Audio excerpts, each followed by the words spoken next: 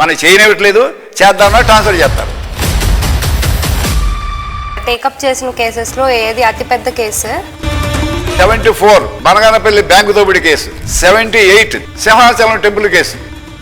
మద్రాసులో టైగర్ అని పేరు పొంది టైగర్ నాగేశ్వరరావు అసలు ఉండేవాడు. ఆ టైగర్ నాగేశ్వరరావు కూడా 73లో పట్టుకుని మదనవలస రామన్, మేండగుత్తి చిట్టి, వీళ్ళందరూ నోటోరియస్ డెకాయిట్స్ అనమాట. మదనవలస రాము అనే ఒక అతను మా మీద తెల్లజోడు వెళ్తే బరిసిస్తాడు మా మీద.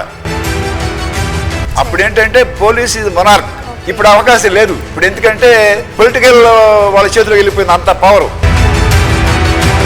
అప్పట్లో రాజకీయవేత్తలు ఎలా ఉండేవాళ్ళు, ఇప్పుడు ఎలా ఉన్నారు సార్? పోలీస్ స్టేషన్కి ఫోన్ చేసి వదిలిపెట్టమంటే కొంచెం వాళ్ళకి ఇబ్బందిగా ఉండేది, అందుకని ఫోన్ చేసేవాళ్ళు కదా మాకు. ఇప్పుడు నాకు ఆ ఎస్ఐ కావాలి, ఈ సిఐ కావాలి, వాళ్ళ పనులు చేయాలంటారు, చేయకపోతే ట్రాన్స్ఫర్ అంటారు. అలా ఆనెస్ట్గా ఉండేవాడిని సీజన్ ఇప్పుడు చెలగొట్టేస్తుంది వ్యవస్థ. నీ జీప్ సీజ్ చేస్తాడు, చేసుకోండి. మీ ఆఫీస్ తాళం వేస్తాడు, వేసుకోండి.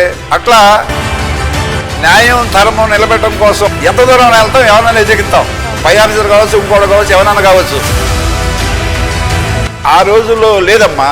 ఈ రోజుల్లో అన్ని స్థాయిలోనూ కరప్షన్ ఉంది. ఈ రోజు పోలీస్ స్టేషన్ కూడా డబ్బులు ఇస్తున్నారు. సార్ అంటే మీకు మెయిన్ ఇన్స్పిరేషన్ ఎవరు సార్ ఈ స్టేజ్ వరకు రావడానికి కదా? Hats up to my wife. మీ పాప డబ్బు ఏమైనా ఉంటే బయట పెట్టండి, మా ఇంట్లో పెట్టడం మాకు అనేది. మరి ఈ రోజు చెప్తారు ఎవరన్నా సక్సెస్ అవడం కూడా అదే కారణం. ఒకసారి అనేది ఏమిటి జీతం డబ్బులేనా అనేది, ఏం తల్లి నేను రిటైర్ అయిపోయి ఎంతకాలేదు ఇంకా జీతం డబ్బులేనా అంట.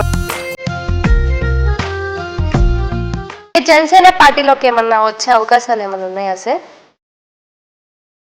ఆయనకు కూడా చాలా థ్రెట్ ఉంది ఇప్పుడు.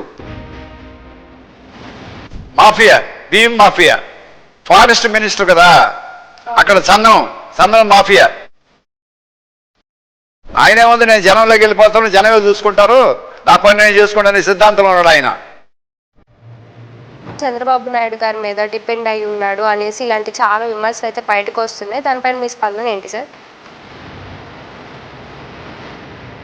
భూస్థాపన చేస్తాను, కిందకి తొక్కేస్తాననే శపథం చేశాడు కదా. ఆ శపథం నెరవేర్చడం కోసం 22 సీట్లను సరిపెట్టుకుని